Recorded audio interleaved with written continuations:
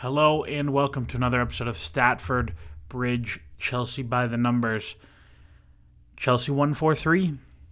3-point lane maintains its namesake. This was a stupid, bonkers, ridiculous game. The allegations of Maresca cocaine ball were absolutely true in this one. Where do we start? So, I think the first place to start is headline numbers. Looks like an even game. Chelsea may be a little bit better. I do not think that's an accurate description of this game. I thought Chelsea were actually quite poor in this game.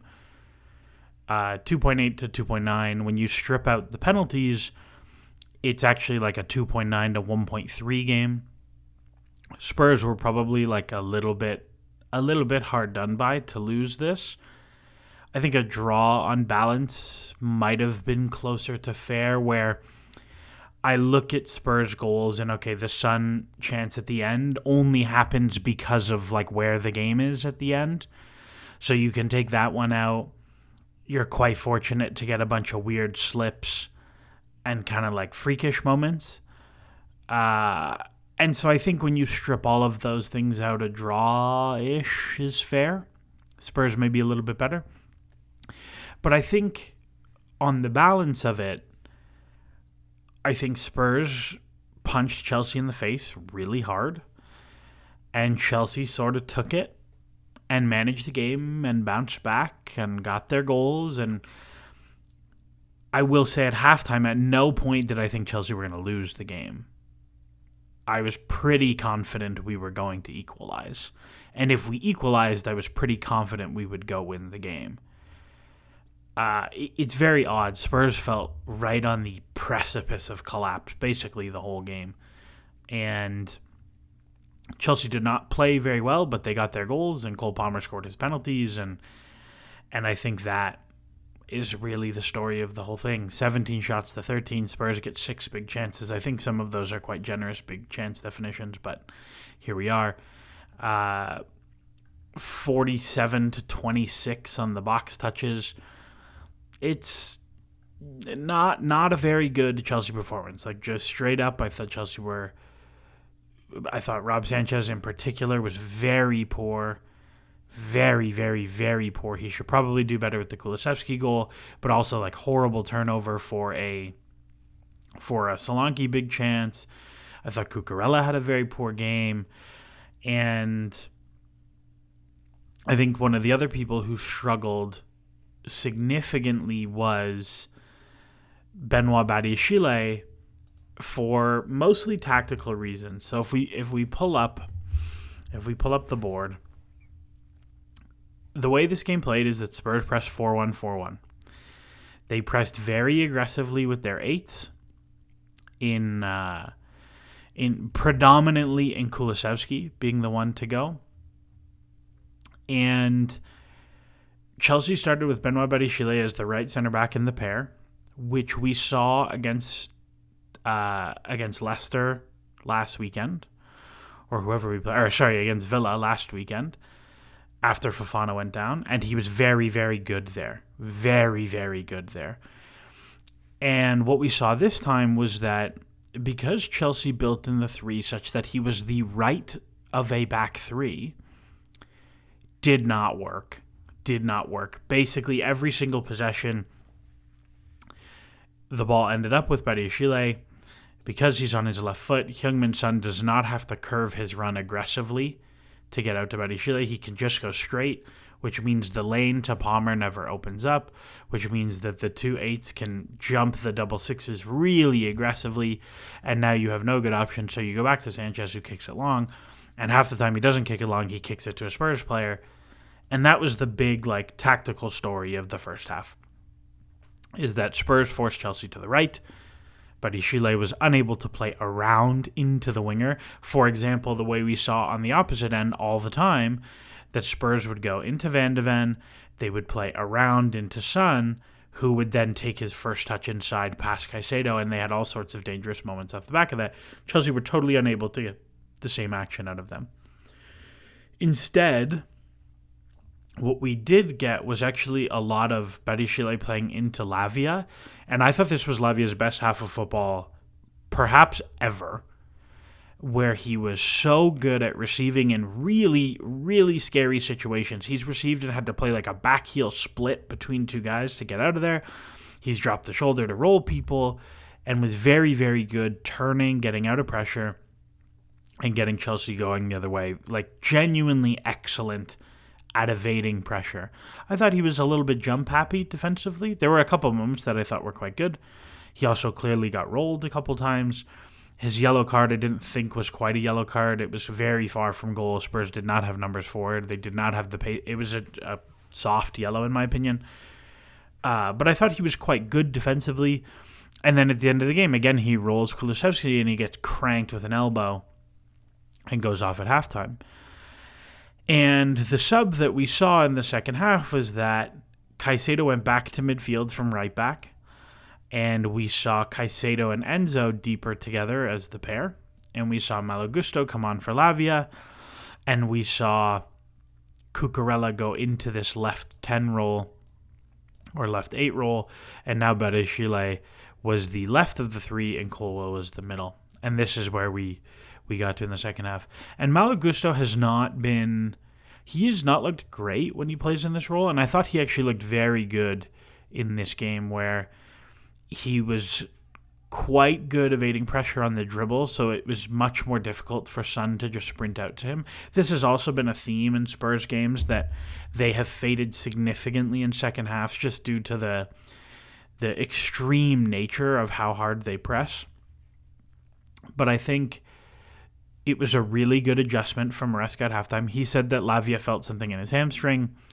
I didn't notice anything during the game. I assumed it was a concussion sub because he got cranked in the head. But I thought it was a really good adjustment. And what we saw a lot in the second half is that Chelsea were able to get the ball into Jadon Sancho or into Neto around and then through the midfield and get really, really excellent box entries. For Chelsea to generate 46 box entries against Spurs, who are perhaps one of the field tiltiest teams in the league. I think when we've looked at this in the past on the Mark Stats stuff, Spurs are the second tiltiest team in the league behind City. So to be able to generate that amount of field tilt against them, I thought was actually quite nice to see. At the same time, I thought Chelsea's transition defending and kind of the defending in general was some of the poorest it's been all year. So swings and roundabouts, as it were. But that was the big change in what we see in the second half is Jadon Sancho absolutely just destroys Pedro Porro the whole half over and over and over and over again. There's a slip to Cucurella that results in a reverse pass for a great chance. He slips Caicedo to win a penalty. I thought Sancho had an excellent game. If we look at the McClockbot game summaries, Jadon Sancho, 8 box entries, 10 progressive receptions, which is like crazy high numbers. And he's not going to pop on shots and shot assists and all that sort of thing. He had a solid game for him. He actually took a shot, which is nice. He took 2 shots, which is nice. And I thought he was much better defensively than normal. But the real thing that stands out for him is like 300 progressive yards and 8 box entries. That is a gargantuan number of box entries. And if we look at the field tilt map, Chelsea really, really, really got at this space with Jadon Sancho, this corner of the box entries over and over and over again. And if we look at the Mark Stats Boss stuff, Jadon Sancho just absolutely pops. He had a tremendous game as an all-threat creation guy. Grace Robertson, Blue Sky posted during the game that the passes themselves aren't super valuable, but his ability to keep Chelsea on the ball in the final third is huge. And that's the thing we talked about earlier in the season was his ability to sustain pressure in the final third against good teams is huge because he just doesn't turn the ball over very much. I think if I pulled up the lineups and go see, 7 passes failed. Most of these are box entry attempts, and you have 0 dispossessions. That's to play almost 90 minutes with a with that creative profile without spamming turnovers is huge, I think. Huge. So I think that was a really nice one for Chelsea. And if you look at the progressive field stuff, it was a very different profile where Chelsea did not get as much center back ball progression. Where still, this is Cole and Betty, this is still a reasonable amount of yards gained by passing, but it was a lot of, can we get it to Sancho to get forward and get into the box over and over and over and over and over and over. And if we look kind of at the PPDA stuff, very pressy game from Chelsea, very pressy game from Spurs, and I think that was the story of the match for this. Was Chelsea took their chances, Spurs didn't. Chelsea generated a tremendous amount of field tilt. I think there are many worlds. We talk about this from a variance perspective sometimes, right? Like it's a 3-3 game on XG. And whatever you take away the penalties, it is what it is. But it's a 3-3 game on XG, and there's the noise up and down around that. Chelsea get 4 goals from their 3 XG. Spurs get 3 goals from their 3 XG. But there's also a tremendous amount of variance around this pass you try to play in this moment. Does it come off or not? And I think Chelsea actually got into a tremendous amount of very, very high value positions where you have squares and cutbacks and all these dangerous moments that don't quite turn into amazing stuff. Not quite amazing stuff. But there are worlds where on another day it totally does. Like the Gusto set piece or some of the wide box entries for Sancho or for Neto or for Cucurella or for Jackson, who I thought was particularly wasteful today and very poor in transition. Definitely one of Jackson's worst. Worst is harsh, but I thought Jackson was very poor today. And I think there's worlds where Chelsea are much better than they were, and I think there are worlds where Spurs are much worse than they were in terms of shot generation. But overall, it's hard to be too mad at winning 4-3 when you start 2-0 down after 10 minutes. I am certain I awoke people in the hotel room next to me, but you'll take the points and run. In terms of the year-over-year comparison stuff, this was always going to be a big swing game because last year you play Spurs with 9 men, 10 men for 70 minutes, 9 men for 40 minutes. You also don't score until quite late, so you get pretty significant game state effects in there. And last year was an XG beating for you.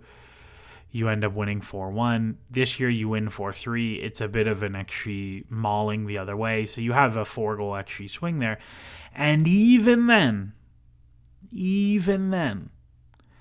it is a big XG difference season over season. It's still 2/3 of an expected goal. It's still 6 shots. It's still 12 box touches. Yada, yada, yada. I can say them over and over again. Chelsea's attack looks pretty good. That the non-penalty expected goals peaking over 2 now is quite nice. The defensive stuff has been ticking up the last couple weeks, kind of since that first period, kind of starting with Liverpool and on. I'll be curious to see if this ticks back down now against Ipswich and Everton and the next kind of spell of games. But it's pretty nice. And then if you look at the chasing pack stuff, Villa win this weekend, but they're in such a points hole compared to last year. They're -8. Spurs are -3 compared to last year after a really bad set of results from Palace on. Newcastle again lose to Brentford. They're behind. United are a mess. And you look at it, and Chelsea are +12 compared to last year. They're on track for 75 points. If you do points per game from here, it's actually a little bit higher than that. And this parlays into the other thing that we've been keeping an eye on. You may be paying attention, and if you're looking at American odds, the last time we checked in, this Chelsea were -300. It's a big swing. It's not that big a swing based on the way American odds work. If you look at the implied probabilities, this is 83% and this is 89%, something like that. So it's not nearly as big a swing as you think it is, but Chelsea are firmly more favored for top four than Man City now, and miles ahead of Tottenham, Villa, Brighton, so on, so on. Brighton, another team who dropped points this weekend. Bournemouth win one at the death, who may be sneaking into that conversation. Opta analysts have Chelsea at 90% now. And the inevitable conversation is going to be, are Chelsea in a title run? Joe Tweeds is very eager to call a title charge. He wants the little horse in the race. And I do not think Chelsea are there. I think Chelsea is still decidedly a step worse than Liverpool, City, and Arsenal. I think that is still very much the case. Arsenal, another team who got points this weekend. I think that is still very much the case. Chelsea are 5 points back of Liverpool, or 4 points back of Liverpool. Liverpool have a game in hand. All of that. They're 2 points ahead of Arsenal. They're, I think, 4 or 5 points ahead of Manchester City now. Listen, 4 points. I get it. And you're almost at the halfway point. But we've seen teams lose 8-point leads with 8 games left. I think Chelsea are not there yet. However, if I was to make the optimist case, this is the case that I would make to you. Chelsea have the easiest festive period of anyone in the league. Liverpool, Arsenal, and Man City are all about mid-table for festive fixture difficulty. At the same time, those teams all have less depth than Chelsea do. And it's not that they don't have better players in their depth than Chelsea. Like, there are Liverpool subs that I think are much better than the Chelsea subs, and same with Arsenal and same with City. But I think a big green flag for Chelsea this season is that Enzo Maresca doesn't care, and he'll sub everybody. He'll play everybody on a rotation game. And what we know is that fatigue matters more than player skill. At some point, it is worth subbing off a better player for a worse player because they are so tired. And Chelsea go into the festive period with two advantages. One, none of their players are tired. The only player to play every minute in the league so far, and that's not even true, he hasn't played every minute in the league, would have been Robert Sanchez. But everybody's getting rotated. Nobody is playing twice a week. We've seen like Enzo Fernandez and Moises Caicedo have played twice a week a few times. Madueke a few times, the wingers a few times, Gusto, Cucurella a few times, but very rarely, and not many of the main characters. Chelsea play Astana this week, and I imagine it will be people attending might be asked to play. And so Chelsea go into the festive period already not overloaded with minutes compared to, say, someone like Liverpool that Mo Salah has played 97% of the minutes in all competitions. The Cups, the Champions League, everything. He's played everything. So I think Chelsea go into it with a little bit of breathing room. And the fact that Enzo Maresca will clearly make 7 changes for a midweek game, coupled with Chelsea having easier midweek games, I think there is a real world where Chelsea run the table of their Christmas period.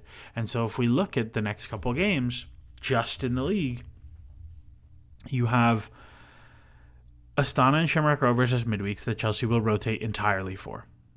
They will be super comfortable there. That's totally fine. But they'll be super comfortable there, and they will rotate 11 players for both.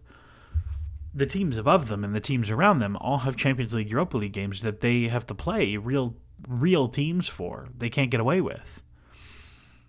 And so now, okay, this is a real banana peel game. I think Brentford are very good, and I think they're very good in a way that will be difficult for Chelsea. Their attacking set pieces are excellent, which was something Chelsea struggled with today against Spurs, who have been a quite good shot-generating team on set pieces this year. But Brentford, I think, will be a very difficult game.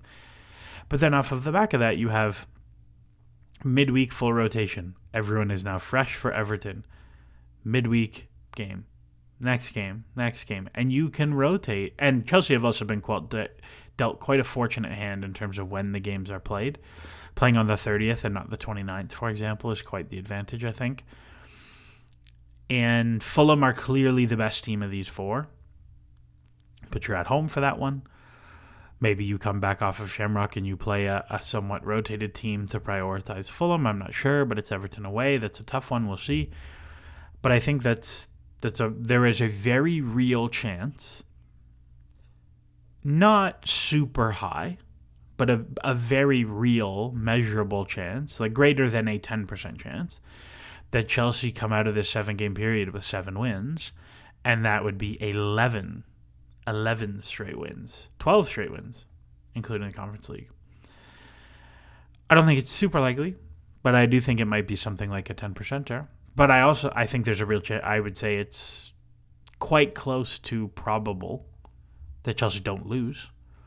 If you told me they drew Brentford and beat everybody else, that would probably be my pick in there. Maybe a draw Brentford, draw Fulham, win every other game, and that would be a totally reasonable points charge. So that's where I'm at. That's where I'm at with the projection stuff. In terms of Astana, I suspect it will be a entirely rotated team. My guess is it'll be Jorgensen. We'll see Josh Achampong play. It'll be Disasi and Tosin at center back. It will be Renato Vega at left back. It will be, who knows, the midfield will probably be a mess. But I suspect we'll see one of the kids start. Probably like Dyer and Dewsbury Hall and João Felix and Nkunku up top. I suspect Tyree George will start because we actually seen the wingers play a lot in the Premier League this week, and Mudryk will play if he is available. And that would be my guess for that team. A few other random bits and bobs that came to mind. I don't think the Caicedo tackle was a red card. His foot bounces off the shin pad. It is clearly not excessive force if the guy doesn't move back when he gets hit. To me, I did not think. I thought it was a yellow card because it was reckless, but I do not think it even came particularly close to the excessive force required for a red card. I thought the Kulusevski elbow was a red card. I thought that was excessive force. You can see the picture on Romeo Lavia's Instagram of his head with a massive cut in it. I thought that was a clear red card, and I don't think it was intentional. I don't think it was violent conduct, because I don't think he looks at him and like tries to catch him with an elbow, but I thought it was excessive force, and I thought it was worth a red card. But I am, of course, biased, given this is a Chelsea podcast, and we are all Chelsea fans, almost certainly listening to this. And I thought, in large, Anthony Taylor was totally fine. I think people got very nervous about that. And, I mean, some corners of the internet think putting Anthony Taylor on this game is a message from the PFA for Chelsea's treatment of English players and contract situations. Very nice of them to give us 2 penalties if that's their MO on this one. Anyways, that's all from me. If you're enjoying the podcast, share them, like them, subscribe. Give it a 5-star rating on Apple or Spotify. I think those things are very helpful for it getting out to people who aren't already listening or seeing it on socials. And, of course, if you're liking everything else, I'm on Blue Sky, I'm on Twitter. If you have questions and things you want to talk about, hit me up. That's all from me. As always, enjoy the soccer.